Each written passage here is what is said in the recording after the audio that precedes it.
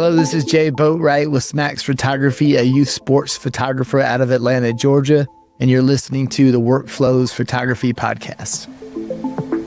Elena, I am so happy to have you on, finally.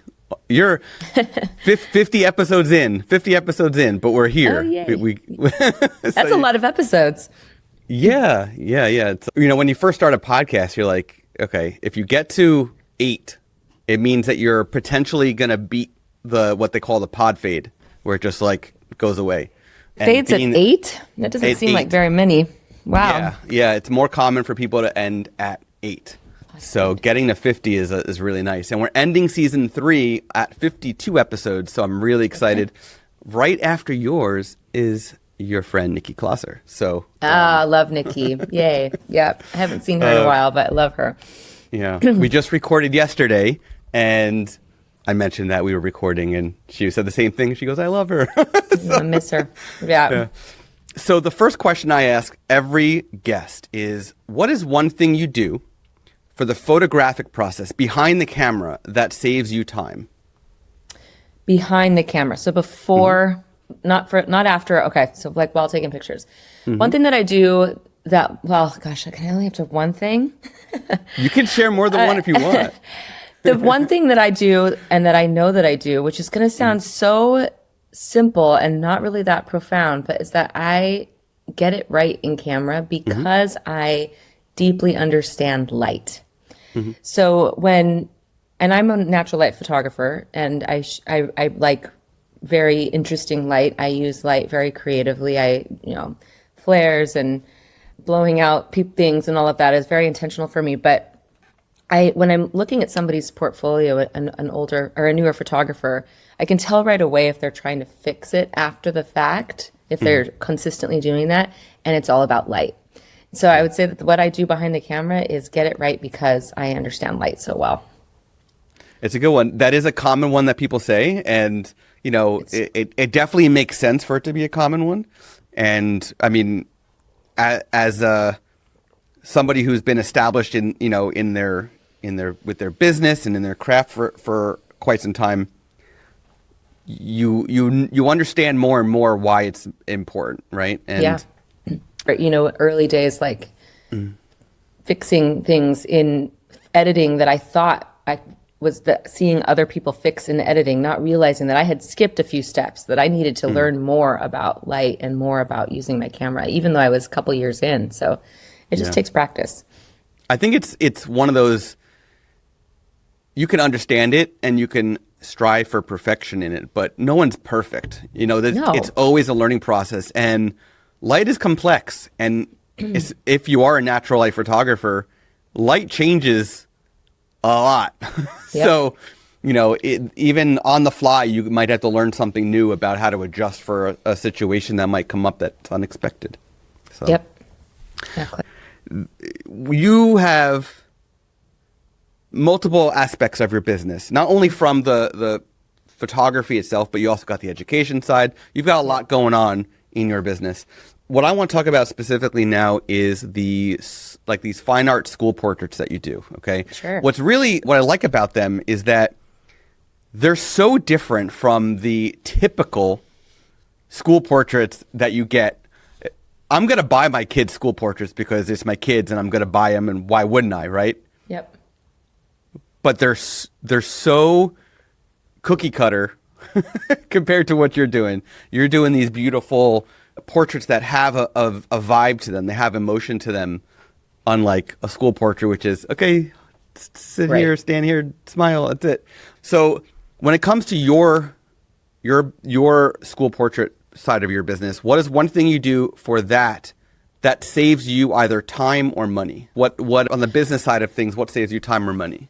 So volume photography is what I feel like it would be called in our industry these days. It's funny how things change. I've been in business so long that there are terms now that did not exist when I first started stuff. But school photography, volume photography, the most important thing is that you have a system and that you have a process and that you are extremely prepared before the actual photo shoot happens.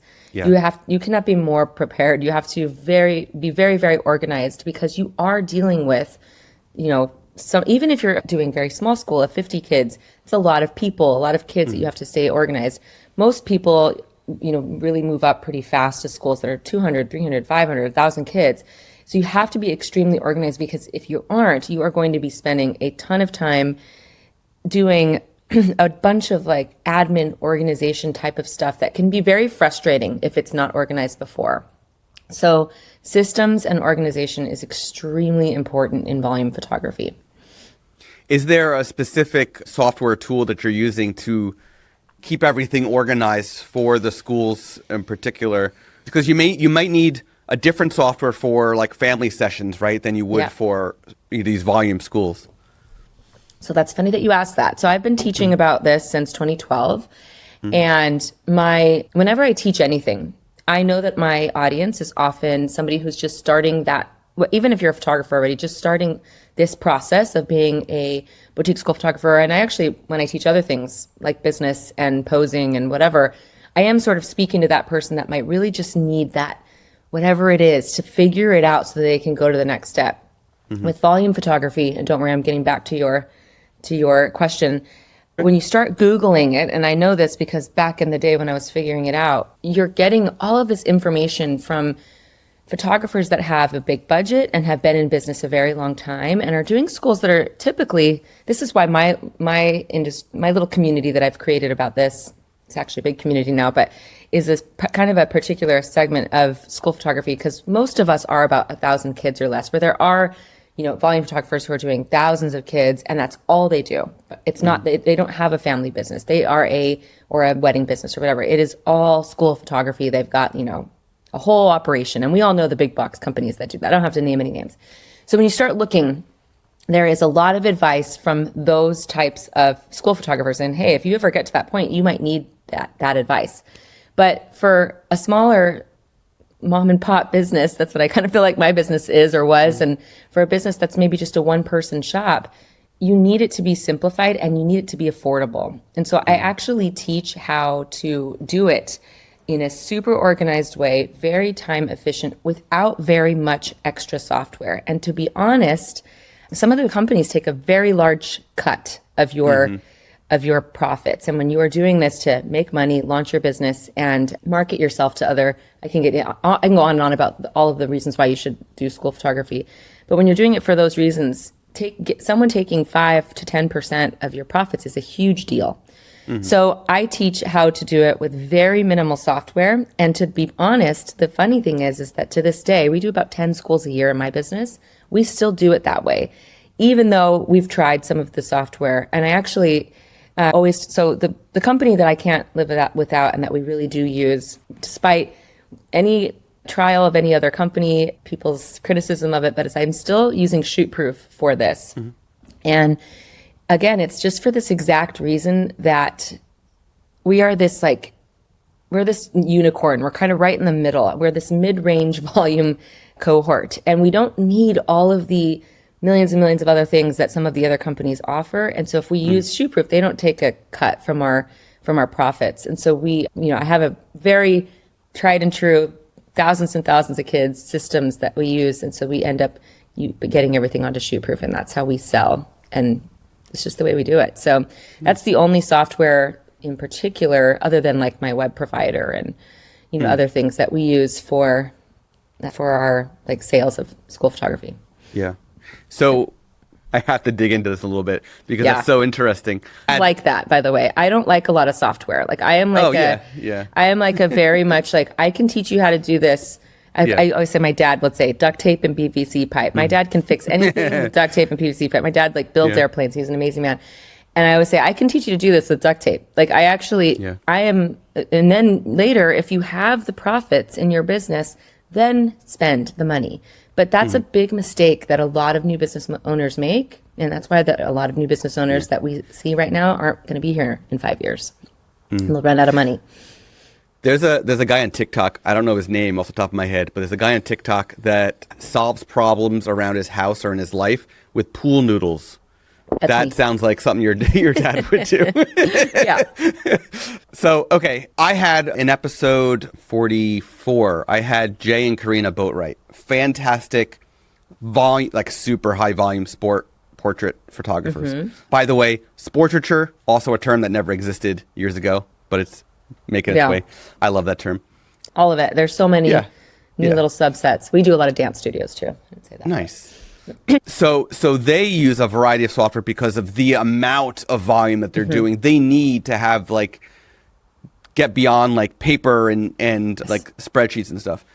But so are you saying that even just to organize for, okay, here's the students I need to photograph and here's what they ordered or whatever it might be, is it literally like an Excel spreadsheet or a Google sheet that you're working off of?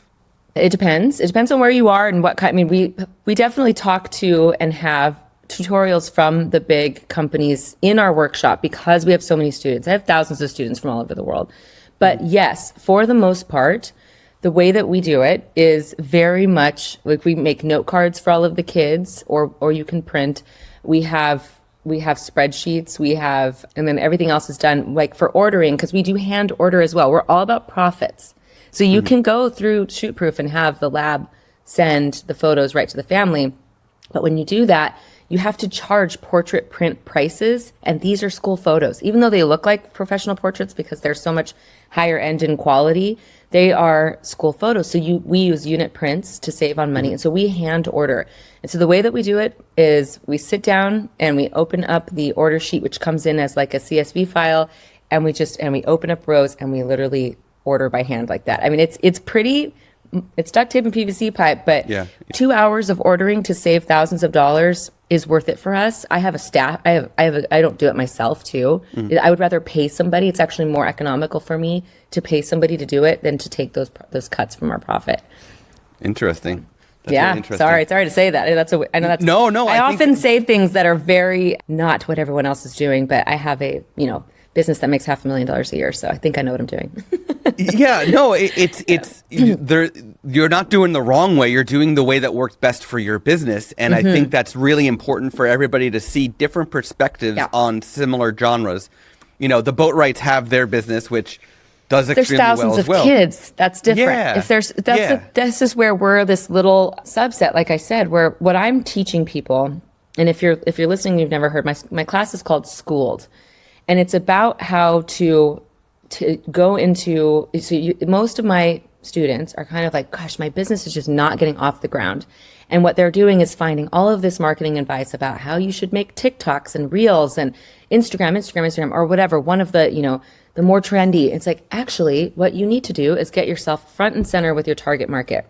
And this is how you're going to do it. So that's the main reason that my community does schools, is because they want, and the marketing is ridiculous. Like, we teach them how to market, to funnel them right through their website. And I mean, it is crazy, but you make a ton of money. I just was in our Facebook group asking, what's your average sale? My average sale is 75 per kid. It's like math. I can say that that's how much we're going to make, and that's what we're going to make. Some of my students are like up to 100 per kid, like math. But we are doing schools that are 50 to 500 kids. You don't need that massive software situation where if I told somebody they needed that, they wouldn't even do it. And that's why this class is so successful, because I say, let's start here. And if you get to that place, because some of my students have, then you can explore those options. I have partnerships with Got Photo for one, and I could, name a few of the other bigger ones, and they make tutorials for us on how to get started and all of the things. But I want people to start now. Just start now, because that works. It works. That's how I did it. That's probably how you did it. Those of us that are here now, weren't afraid to just give it a try. So I love it. Yeah, like I said, I feel like different perspectives, different businesses, different business models. There's no wrong way. It's what works best for you, and I definitely appreciate that. So let's move into the editing side now. Taking Imagen out of the equation here for a second. Yeah. What is one thing you do for the editing? Again, when it comes to these school photos, that saves you time. Well, I'm going to say light again. I was going to say light again. This is, okay, for school photography or volume photography, and I actually teach people how to do it with natural light. We do it with natural light a lot of the time. I know. See, I do everything weird. We do use lights now, though. We're working with ProPhoto, and we do use lights for some of our schools. But you have to get it right in camera. You do not know if this parent is going to pay for your photos, so you can't be going in and like cropping and spot editing and any of that. So it's very important that you get it right in camera and that you have the lighting situation figured out before. So that's one. But the next thing I would say that keeps our editing so easy and quick is that we are starting to use Imagen for this, which is Imagen's still kind of, I can't believe it's real, to be honest. I'm like, whoa, did that just happen in 30 seconds? Like, I can't believe it. But we have presets or actions that we use to keep it super quick and consistent that we created. Nice. So, Awesome. So when it comes to these school portraits, and again, I said earlier, I love your school portraits, but they're not the cookie cutter, right? Yeah, they're very different. Yeah, like, those aren't, what you do is not offered in my school district at any way. I'd have to go and hire you. I'm probably training a photographer in your area right now. We have so many students, but yeah. But I've seen as a parent what these chain photo studios do for the schools after the fact. So I want to know, what is one thing that you do after you're done with the school? What is one thing you do that has increased business? Oh my gosh, I love talking about this. So, and I'm sorry that I keep kind of going off of tangents, but I feel like a lot of school photography stuff kind of needs a little bit of a like intro, in that we have been completely conditioned to believe that school photography is like this awkward rite of passage, right? Our standards are like on the floor for school photography, and there's literally no standards, and we like accept it. Like you said, we spend the money on the photos even though they're bad. My two daughters are like, their school, I don't do their school. I don't typically do public schools. I don't typically, but one of my daughters is like considering being a model. Like, she's gorgeous. Her photo is, it could not be worse from last year. I mean, it's weird how they made her look so bad. And that's just what we have become accustomed to. So with this approach, when it's not hard to actually focus on spending, it's not long, 60 to 90 seconds on a kid, and taking a photo of what they actually look like. At the simplest form, there's that. So not making them stand weird, sit in a weird thing, put their hands in a weird place, or whatever we do for school photography. And then it's also kind of relaxing on that uniform crop that everyone thinks you need for a yearbook. Like, everyone thinks has to be this like perfect, exactly the same uniform crop. It actually doesn't, and it looks really cool when it's all over the place. So it's kind of like relaxing a little bit on some of the things we thought we had to do in school photography. But the simplest thing is that all you have to do is let the kid be themselves. That's it. No forced smiles, no weird poses, and that's it. It's really not that complicated. And when the parents see that, even affluent parents, we believe, because we're photographers, that everyone in the world values high-end photography. Truth is, there are billionaires who have never hired a professional photographer before. So these parents see a photograph of their kid like that, and they go nuts. They spend like $500 on school photos because it's the first time some of them have ever seen a professional portrait of their kid. So it's pretty cool. Works really, really well. Yeah, it's. I don't even know if I answered your question correctly. I got excited about that, but well, so I think the way that you answer is basically saying, like, by doing something creative and something that's you, right? This is your style, and it's outside the box. It's not cookie cutter. That in itself is selling your school business to the parents. Yes.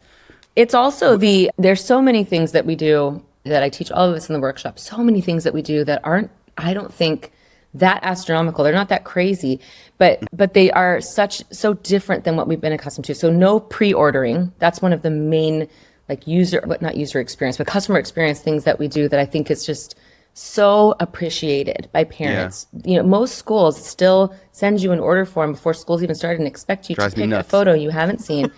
And they're, by the way, sorry, I'm not undercutting our industry. They're overpriced. They have, it's overcomplicated. Instead of like really beautifully designed collections or real prints that everyone wants, it's like, here's a 2x2 and a keychain that you're never gonna, weird stuff that it's like, why do we have to do that? Why don't we treat this like a portrait studio?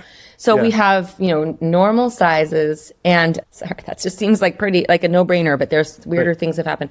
And it's the ordering experience is better. It's we always say we guarantee 2 to 5. So 2 to 5 individual photos of each kid. There's usually many more, especially the little kids. The little kids are silly. You know, you get lots of photos, and we include them in both color and black and white. And the families, that in and of itself is just like such a better experience that they just throw their money at you.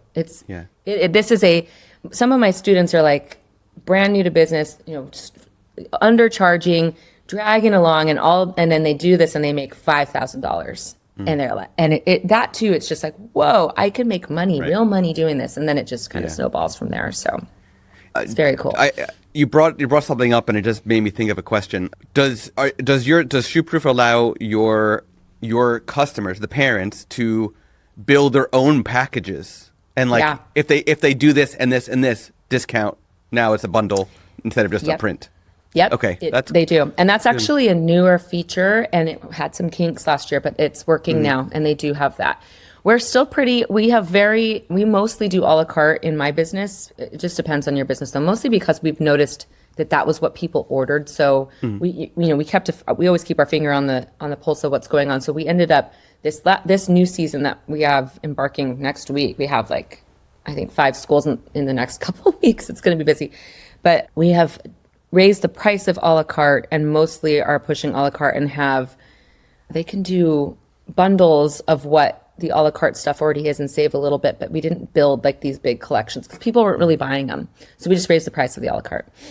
Nice. Nice. Okay. This is now my favorite part of the show. I've got this ritual that I do because it's very, very random. Can you pick a color, please? I'm going to go with orange. Yep. Okay. Yep. Okay. I'm going to shuffle through this deck, and you're going to tell me when to stop. Whenever you're ready. Oh, wow, you're really waiting. Stop. Okay. All right. You pick this, by the way. What's the biggest lie you once believed is true? It's the biggest lie I once believed is true. Whew. Goodness. Oh my gosh. About anything in life or business? Anything in life. Anything. Could be pool noodles and fixing houses. Yeah. Oh my goodness. I once believed that when you committed to something, it was forever and that you were stuck, that there was no two-way doors in a commitment. I believed that was success. And I luckily learned very young that you could change your mind. And I mean this in so many different aspects of my life, but I was very much raised like, you get married, you go to school, you get that job, and that's it. You're going to do that exact thing and be with that exact person and go on that exact path for the rest of your life. And that's what success means. And I broke away from that. I was the only one sibling in my family that did that at the time. And there's 6 of us. And it was very scary. And that one breakaway of that showed me that I can change my mind anytime I want. Anytime. Yeah. Anytime I want. Nice. Yeah. I like that. Okay. So we're about to go deep here. I want you to look at your business from a 30,000 foot view down. If you can share an outline breakdown of your workflow from lead to delivery, I'm assuming that, so you're not doing public schools, you're doing charter schools and private schools, things like that? Yeah, we do. And when we say schools, we're talking about daycare centers, preschools, co-ops. This is why it's endless. This is why anyone can break into this. So you want lead to what? Gallery delivery or? Yeah. Yeah? Okay. So we have excellent search engine optimization. Almost all of our new schools have been coming from that route as of late, which I'm super proud of. We're not going to talk about marketing right now, but I think that if you're listening to this and you do not have a website with good search engine optimization, you're wasting a lot of time. So go do that. Mm-hmm. So we get our leads come through there, and we have a lead form that puts them right into a workflow in HoneyBook that immediately educates them on the type of photographer that we are first from a school perspective, what working with us is going to be like. We have like a whole FAQ. I'm a big over-educate your clients as much as you can. We schedule a phone call, which I don't do in my family photography business. I don't want to talk to anybody on the phone, but in this case, you do need to talk on the phone. It's a bigger contract. We schedule a phone call.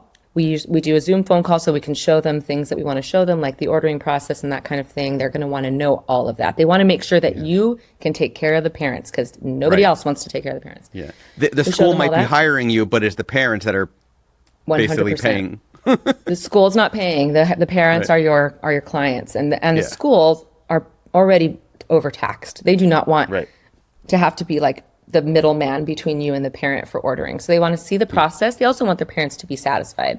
So we show them everything. At that point, they almost always are like, yes, we're ready. Let's do this. So we have a contract that we send out. And then from there, we schedule a time to tour the school to make sure that we know exactly where we're going to shoot.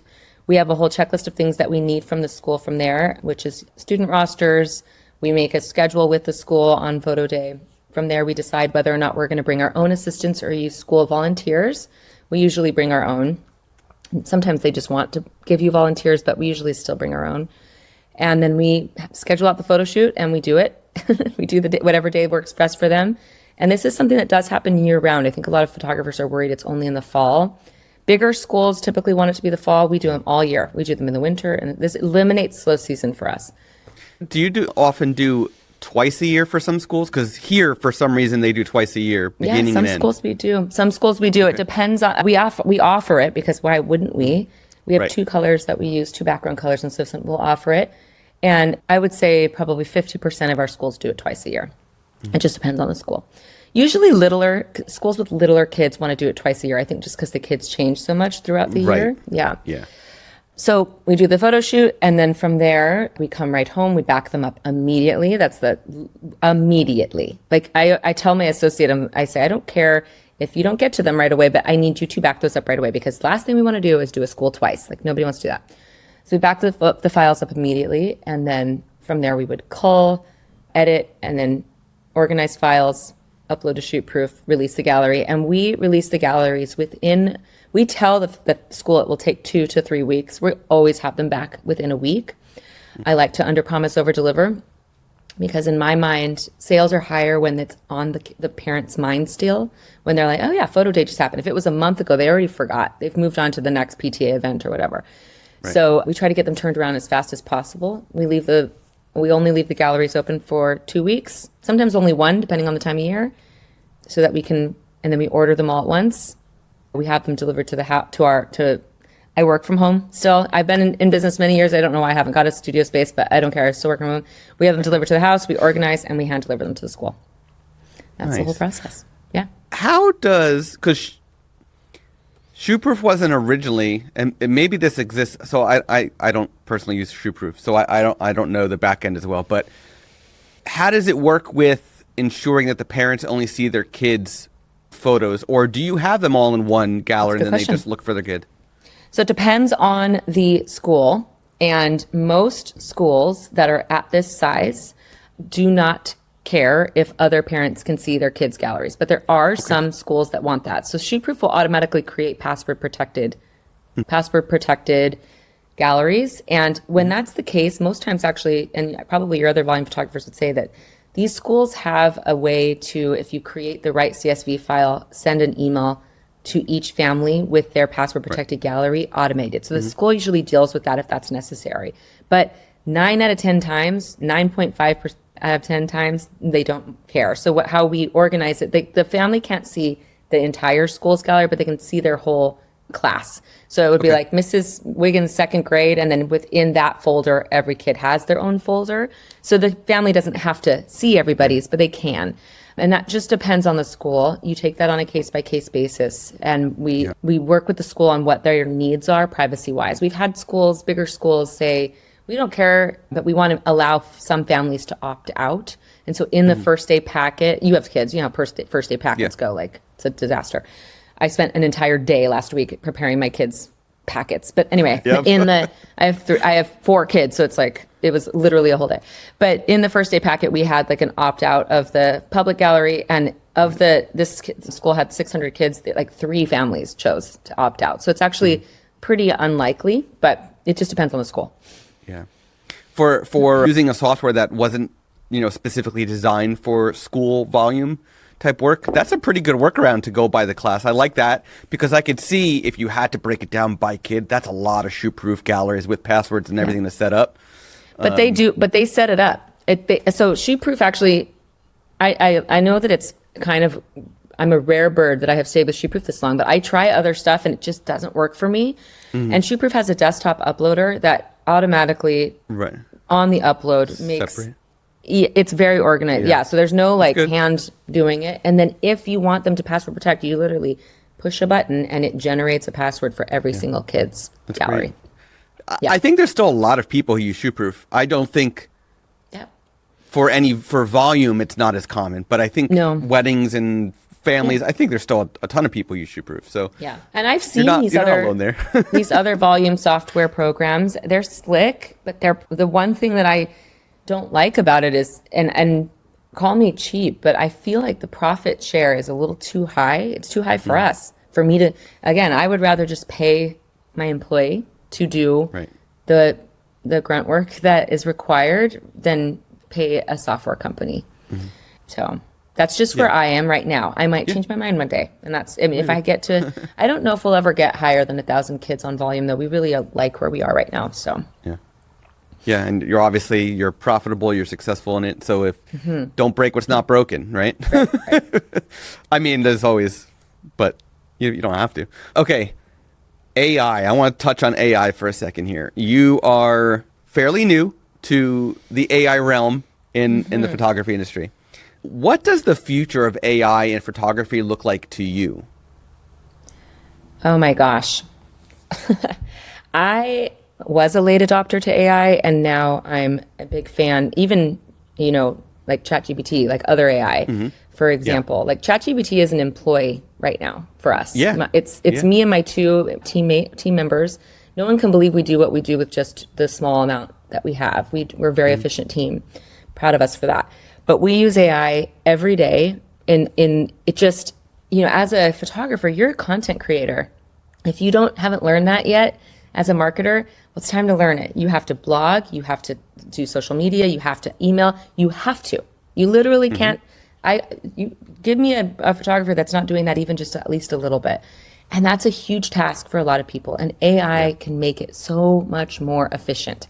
And then for editing, I think that what AI means for editing is that this is going to become industry standard. And I know people get really nervous when I say that because they're like, oh, we're like this hustle culture that things need to happen overnight or whatever. It's like, well, unfortunately, it's just the way that it is. It's just like how when you get an inquiry, that person sent an inquiry to 5 people. And if you don't have an automatic email that goes to them immediately, your chances of getting booked are significantly lower.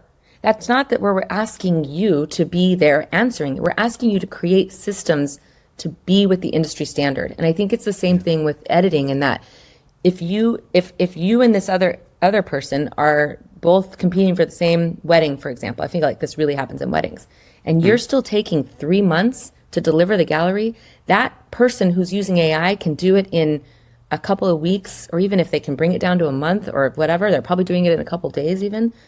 You just lost out in that competition in what is staying true to what is industry standard where we're getting. So I think I think it's becoming an industry standard to be more efficient with AI. Yeah. Well, there's a common trend since Imagen came to the market 4 years ago. There's a common trend in the wedding space that I'm seeing a lot of other industries or genres start to adopt, which is you're charging $6,000 for shooting the wedding, right? Well, just to throw a number out there, you're charging $6,000, and at least your turnaround is 3 months on paper, right?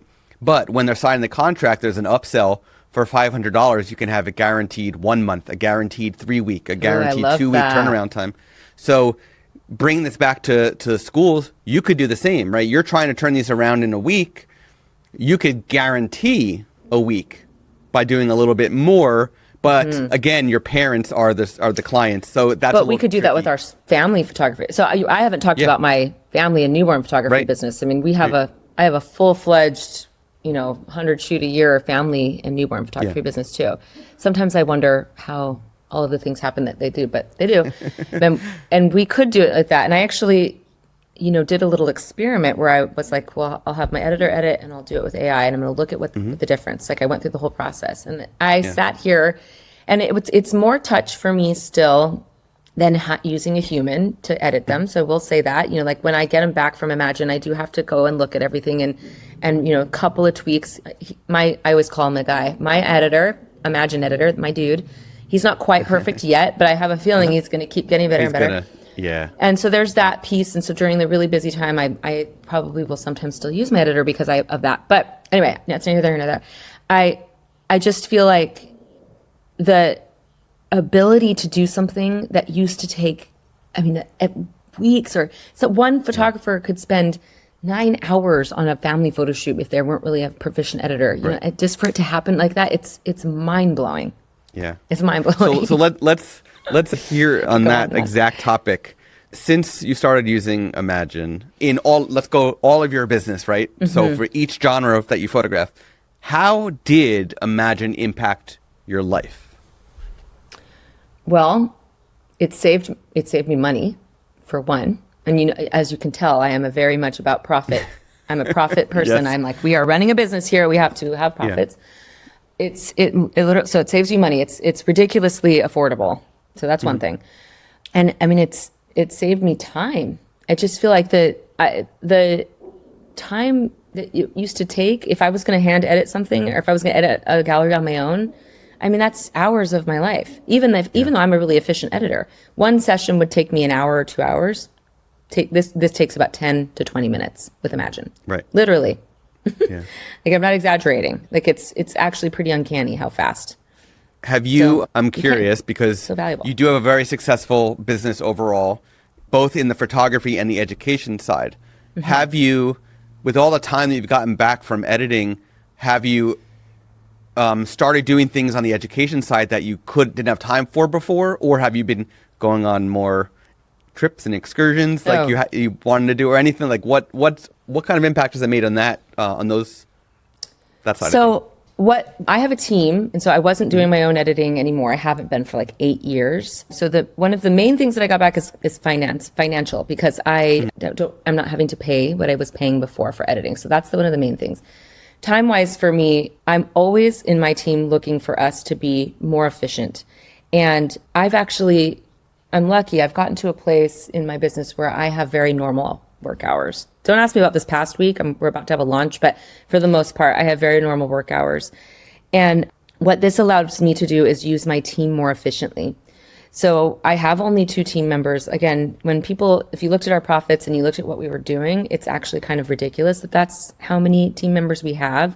But as I even said earlier when I was talking about schools, I am obsessed with systems and processes and simplifying and making very, very sure that somebody isn't doing something more than once, or that we both aren't touching something more than once, or that there isn't like a step that is being done that isn't necessary.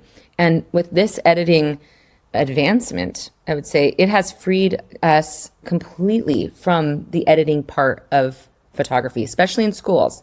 And I had to push Rachel, my school photographer, to do it. She was like, I said, why are you still editing this gallery? Did you try? Did you do it? Did you try Imagen? She was resistant. And then she was like, oh my God. She sent me I said, see, but I had to push her. I'm like, I'm paying you hourly. I want this to be more efficient, and you're going to use Imagen to do it. And she did, and it blew her mind. So it just allows us to run more smooth and more efficiently. And we really, actually, in my business, very much every couple months, we have these documents, and I look and I go through it, and I say, looks like I'm going to take you off of this task. I'm going to put her on this one. What are you doing that you don't feel like you want to do anymore? We're very efficient. And so this has helped us to continue with that. That's great. It also makes it, looking at things on a regular basis like that and analyzing what's strengths and weaknesses and just like gut feelings and creative and burnout and all, like it's good to mix things up and allow people to explore other opportunities within your business and help here. And that's just good for the brain. I think with editing too, I think that there will be a lot of, I guess this is the Imagen podcast, so I'm sure that everyone here is curious about AI editing that's listening. I actually don't really know a huge amount about your listenership, but I think that with photographers, especially new photographers, they believe that holding on to the editing process is necessary for like their authentic voice to be infused into the photography, right? They're like, this, it's not mine. If I let someone else edit it, it's not mine. Am I cheating if I use AI? And they'll get over that, most people. And a lot of them that don't might not be here still in 5 years. When somebody tells me they're suffering from burnout, I'm like, well, okay, that it happens. We're all going to get there. This is a job. It's the best job in the world, but it's a job. It's your job to take a peek at what's going on. Where do you have to, there's two things you have to get back when you're burning out. There's time and profits. And usually first, you have to get your time back before you can get your profits back. But usually the easier thing to do when you're having that, and if you're looking at my video, I'm trying to show it. It's like this like little teeter of like burnout is always time and profit. Those are the problems. And a lot of people who are burnt out have pretty good profits or enough to live. And what you can look at first is all of your systems and processes and where can we get you some time back? And usually the first place is editing. And that's when that photographer has to say, I'm ready to let this go. I'm still an artist, even if I don't do it. Or no, I'm going to hold on to this and drown. But it's usually that. It's usually templates, systems, those things. And when you look at those things in a business, you can get somebody significant amount of time back. Then they get back up to that place where now we can start looking at their profit margin and see where we can start charging more. Can we bring in other offers? All of that. So I could go on and on. I love business. I think when it comes to the editing specifically, like that hesitance to let it go, right? To let that creativity aspect go. And you're not letting it go completely, letting it go a little bit. Once they see that, oh, it actually is me. It's just not me sitting there doing it. It's a computer doing it for me. Then I can then go in and say, oh, good. The annoying, mundane part of me staring at a screen doing the same thing for 1,000 photos is done. I can now just work on the creative parts that I love to do. So that's once they get that mindset, it's like that's the game changer right there. And it's also you have to. It's not just the creative parts. I mean, I think that a lot of photographers, you know, that I have a mastermind. I mentor a lot of photographers every year, and they're wondering what's not working, and they're not marketing themselves, and they think that posting to Instagram once or twice a week is enough. It's not. Spoiler alert! I'm just here to tell you, 15 years in, it is not. And I get it. It takes time, and if you can pull some of your time back and work on those things, you'll start to see a big change. But people have only a limited amount of time each day that they can expend. So you have to get efficient fast. Yeah, definitely. Elena, it's been so great having you on the podcast. Yeah. Where, if nobody's heard of you yet, they have now. Where can listeners learn more about you, connect with you, and of course, see your incredible photography? Ah, you're so sweet, Scott. So, of course, I'm on Instagram. That's a good, fast place to find me because I share things there, and you can find all my links. So, it's Elena S Blair _photography. So, don't forget the S in there, Elena S Blair. And then my education site is elenasblair.com, and that's where you can find a ton of free resources. I have a private podcast right now. We're thinking of taking it live, but lots and lots of free information on family, newborn, school photography, and the business side of photography. I'm very obsessed with people actually being profitable. And then my photography website is elenasblairphotography.com, and that's where you can just see examples of my style and my work. Yeah. Just to throw a little third-party testimonial into Elena's mastermind, a good friend of mine was getting into photography. It's in her family, so she always had photography in her blood, and she was starting her business, family portraits predominantly, and she took Elena's mastermind, and her business since then has like skyrocketed and is doing extremely well. And you know who I'm talking about, but it's pretty cool. You know, when you start something like that, we made our businesses up, all of us, right? We just like made it up. And when I started, I thought, is this actually repeatable? Am I really going to be able to systemize this and share it? And now I've worked with 8 different groups, and I mean, it's so fun to see these people just, thriving, leaving jobs big jobs, like leaving a job as a doctor, leaving a job as a pharmacist because they're now making more money as a photographer. And I'm not saying that's for everybody, but it's just very cool. It's very, very cool to help people in that way. So Yep. I know there's enough business for all of us. I 100% know it in my heart. So I love helping people with that side. Definitely. Awesome. Thank you again for joining me. It's been a You're lot of fun welcome. chatting. You're welcome. Good talking to you. You have been listening to the Workflows Photography Podcast. To hear more from Workflows, to learn more about our guest, and for an exclusive offer for Workflows listeners, please go to workflowspodcast.com. And be sure to subscribe to the podcast on Apple Podcasts, Spotify, or wherever you listen to podcasts. Thank you for tuning in. Until next time.